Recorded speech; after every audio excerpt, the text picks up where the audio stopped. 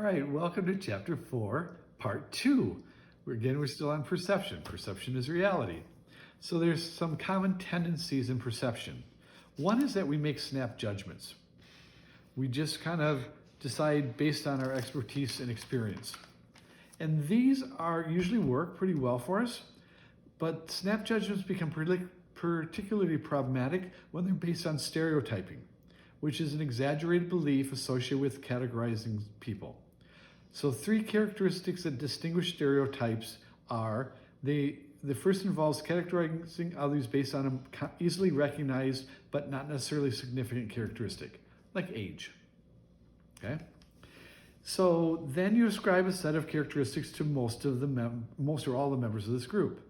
So when I see an elderly person, even older than me, an elderly person, one of the things I just assume is that they don't hear well. Okay? And then you apply this generalization to a particular person. So I'll meet an elderly person. Coming up next on HGTV. Fairlife is the milk that gives you more. It's ultra. No, you have to stop it. Can you back it up? What are you gonna do? Cut it? So then you apply it to a particular person. So when I meet an elderly person, I tend to speak louder and slower to them. And 90% of the time that works. Once in a while, one of these old people will go, "Why are you yelling at me?" So you have to be careful with that. So this is a very common stereotyping that I also do here in the desert. So I'm going down Monterey towards the highway from here, right? And past the shopping centers and stuff, kind of to where there's the Autobahn section where there's no speed limit, right? And I'm zipping down there. And up ahead I see the light is red. And in the 3 lanes there are 3 cars. In the slow lane is a truck from a gardener, right? Full of stuff going to the dump. In the middle lane is a souped up little Honda Accord with a big old muffler, boom, boom, boom, boom, and loud music with a young male with dark hair, either Asian or Hispanic, kind of thing like that, right? And in the furthest lane, the fast lane, is this big white Cadillac with Manitoba license plates, and you can't even see the head because there are old people in there that shouldn't be in the fast lane. So you have to stereotype and decide which lane to go in. Well, of course you go in the middle lane, right? Because you know that kid's gonna just take off. The old people aren't even gonna know the light changed. And the gardener truck's gonna do the best they can, but they're just gonna putt, putt, putt, putt, putt, kind of thing like that. 90% of the time that works. Occasionally, you go in that middle lane and the kid doesn't know how to do a stick shift, or he's got a piece of crap car and he goes, boop, boop, and he doesn't go. There are some of those gardener trucks that are so fast, I don't know how they go so fast. They bang, pick up and can go. And like the old Cadillac people, when my mom drove, she had either her foot on the brake pedal all the way or she had her foot on the gas pedal all the way. She would take off from a red light, bang like that, and go zipping. So you can't stereotype, but we tend to do that. We also cling to first impressions. You know, you meet somebody and you just never liked them. And what you kind of do is find things that they say or do, or people tell you about them, that reinforce that. We also judge ourselves more charitably than we do other people. When they mess up in the job, it's because they weren't listening properly. They didn't listen to directions. When we make a mistake, it's because the directions were very unclear. You know, when he makes an overly critical comment, it's because he's insensitive. When we do, it's constructive criticism. And we're also influenced by our expectations.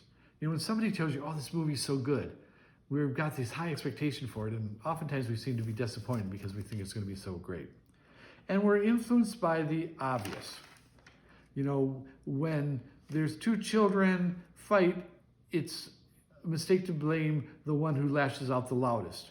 You know, sometimes they're equally in trouble.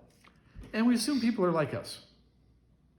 You know, when I hear a slightly raunchy joke that I think is funny, I think everybody should be able to hear it. And sometimes it's not the appropriate time to do that.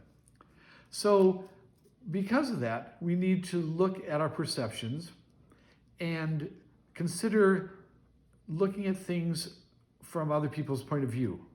You know, we look at people and we go, so why are you mad at me? Or somebody comes up to you and says, why are you mad at me? It's like, well, who said I'm mad at you? Right? Or what's the matter with you? It's like, well, what's the matter with you? You know, who said what was the matter with me?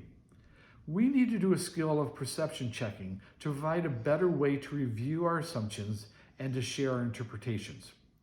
So it's 3 parts. The first part is a description of the behavior you noticed, then 2 possible interpretations of that behavior, and a request for clarification of how to interpret the behavior.